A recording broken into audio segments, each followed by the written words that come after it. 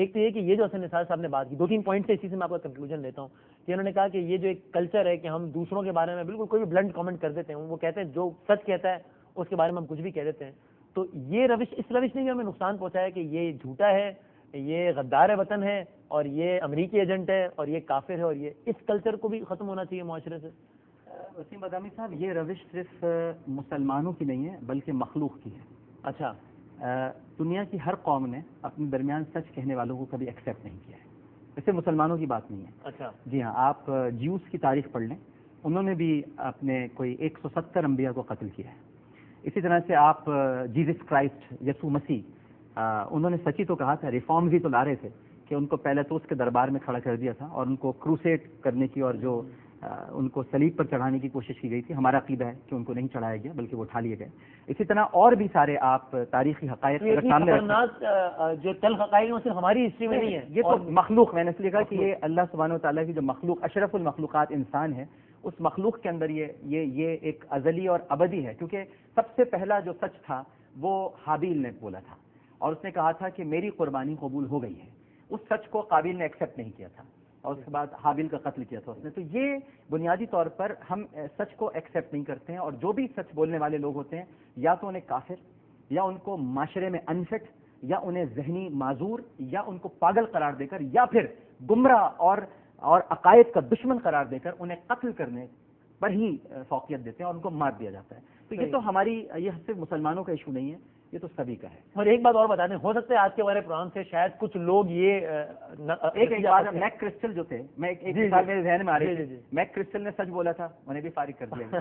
جی ہاں، ٹھیک ہے. تو شاید آج کے پروگرام سے کچھ لوگ یہ تاثر لیں کہ بھائی آپ لوگ تو عامر لیاقت صاحب، حسن نثار صاحب، بادامی صاحب، آپ تو بڑے ہی لبرل ہو چلے، سارے پروگرام میں امریکہ کے اور ویسٹ کے قصائد پڑھتے رہے اور مسلم دنیا کا رونا روتے رہے.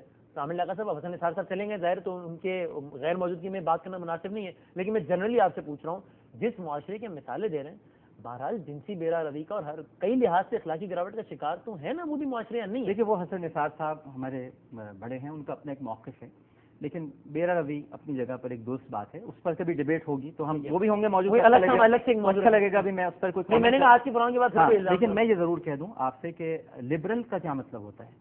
لبرل کیا ہوتا ہے؟ لبرل اسلام پر عمل کرنے والا اور مسلمان سب سے بہترین لبرل ہوتا ہے. آپ لبرل کہتے ہیں اپنا؟ سبھی لبرل ہیں، ہم سارے مسلمان لبرل ہیں، کیونکہ ہم قریش کی اس روایت کو ختم کرنے کے لیے اس دنیا میں بھیجے گئے تھے کہ جو بچیوں کو زندہ دفن کرتے تھے، جو جھوٹی قسمیں کھاتے تھے، جو سود اور رشوت لیا کرتے تھے.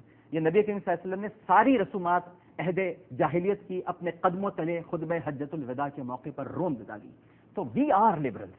لبرل کا مطلب یہ نہیں ہوتا، ہاں الٹرا لبرل نہیں ہے، مادر پدر آزاد لبرل نہیں ہے، بالکل ایک نئی ایکسٹریم پر لے جانے والے لبرل نہیں ہیں.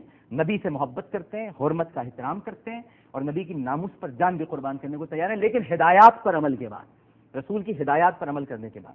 اور یہ جو آپ نے فرمایا نا کہ ہم شاید دیکھیں، حسن نثار صاحب کون ہیں، میں کون ہوں، مجھے تو چھوڑ دیجئے، میں تو طفل مکتب ہوں.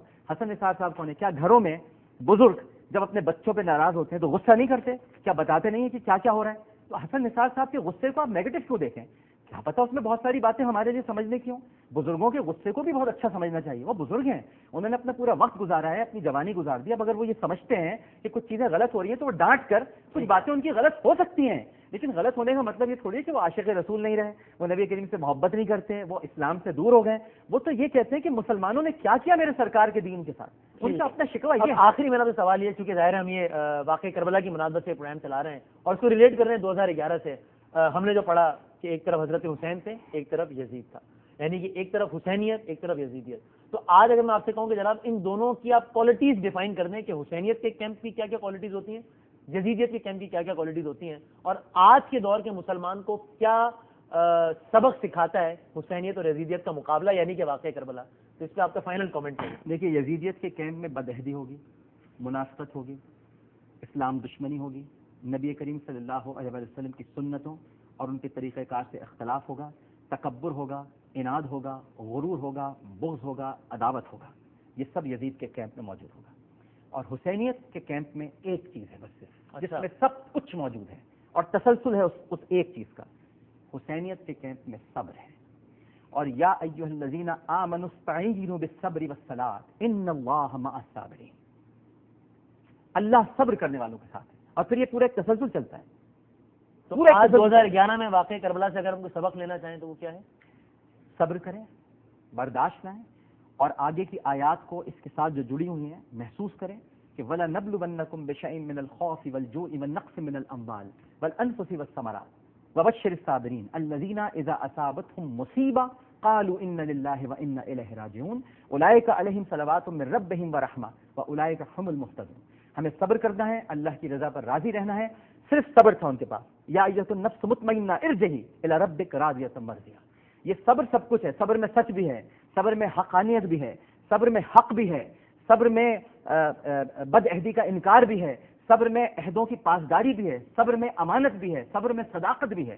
سب کچھ صبر میں عمل ہے. یعنی اسی کی شاید کچھ لوگ آپ کی بات سے تاثر لیں گے، آپ کہہ رہے ہیں صبر کرو، ٹھیک ہے کرو، کتنی صبر کرتے رہو، اللہ بہتر کرے گا. صبر کا مطلب ہی عمل ہے. عمل بھی ہے نا، صبر ہی عمل ہے. صبر از اے ورب. صبر جو ہے ورب ہے. یہ تو نہیں کہ میں گھر پہ بیٹھ جاؤں جی صبر کر رہا ہوں اللہ بہتر کرے گا. عملی تو ہے. یہ سب سے پہلے عملی تو کرنا پڑے گا. صبر کا مطلب یہ ہوتا ہے کہ ڈٹ جائیں اور ایک مسئلے پر یا ایک ایشو پر جو آپ پر مسلط کیا جا رہا ہے اللہ کی رضا پر راضی رہتے ہوئے عمل کریں، اور صبر کرتے ہوئے جنگ جیتنے کے لیے میدان میں نہ اتریں. اس لیے جنگ جیتنے کے لیے نہ اتریں. جنگ صرف جیتنے کے لیے نہیں ہوتی. جنگ اپنے موقف کے اظہار کے لیے ہوتی ہے. جنگ نظریات کے تحفظ کے لیے ہوتی ہے. جنگ دین کو بچانے کے لیے ہوتی ہے. جنگ صرف جیتنے کے لیے نہیں ہوتی. کربلا میں اگر حضرت حسین امام علی مقام جنگ جیتنے کے لیے نہیں اترے تھے. امام علی مقام اپنے نانا کے دین کو بچانے کے لیے اترے تھے، اور وہ جانتے تھے کہ ظاہری طور پر وہ جنگ ہار جائیں گے. لیکن امام علی مقام کو پتا تھا کہ جب بی بی زینب یزید کے دربار میں خطبہ دیں گی تو اس وقت اذان ہوگی، اور جب اذان ہوگی تو وہ کہیں گے کون جیتا، کس کا نام لیا جا رہا ہے، تیرا نام لیا جا رہا ہے یا ہمارے نانا کا نام لیا جا رہا ہے. فتح بہرحال نبی کریم صلی اللہ علیہ وآلہ وسلم ہی کی ہوگی، اور انہی کے اقدار کی ہوگی، انہی کی سنت کی ہوگی. لہٰذا جنگ جیتنے کے لیے نہیں اترا جاتا، موقف کے اظہار کے لیے اور نظریات کے تحفظ کے لیے اترا جاتا. بہت بہت شکریہ ڈاکٹر عامر لیاقت حسین صاحب ہمارے ساتھ موجود تھے. حسن نثار صاحب بہت شکریہ آپ کا بھی، آپ ہمارے ساتھ موجود تھے. مقصد یہی تھا کہ ذرا بات کریں کچھ کرنٹ افیئرس پر ہی. یعنی کرنٹ افیئرس پر ہم بات تو کرتے رہتے ہیں لیکن کرنٹ افیئرس کی پولیٹیکل سائڈ پہ بات کرتے ہیں. آج ہم نے کوشش یہ کی کہ چونکہ محرم کے وہ ایام ہیں جس میں ہم واقعہ کربلا نواسہ رسول کو یاد کرتے ہیں، تو اس پر بات کریں کہ پھر کیا وجہ ہے کہ رسول خدا صلی اللہ علیہ وآلہ وسلم کو ماننے والے اور ان کے نواسوں کی یاد منانے والے وہ قوم جو ہے وہ آج اس قدر، جس طرح میں نے کہا کہ ایک پرسیپشن ہے کہ پسپائی کا شکار ہے، حسن نثار صاحب کہتے ہیں پرسیپشن نہیں، حقیقت ہے کہ پسپائی کا شکار ہے. کیوں ہے اس پر بات کرنے کی کوشش کی تھی. مزید اس پر میرا کچھ کہنا نہیں بنتا. ہمارا ای میل ایڈریس ہے 11hour@arYnews.tv. پروگرام دیکھنے کا بہت شکریہ. اگلے پروگرام تک کے لیے اجازت دیجیے. اللہ حافظ.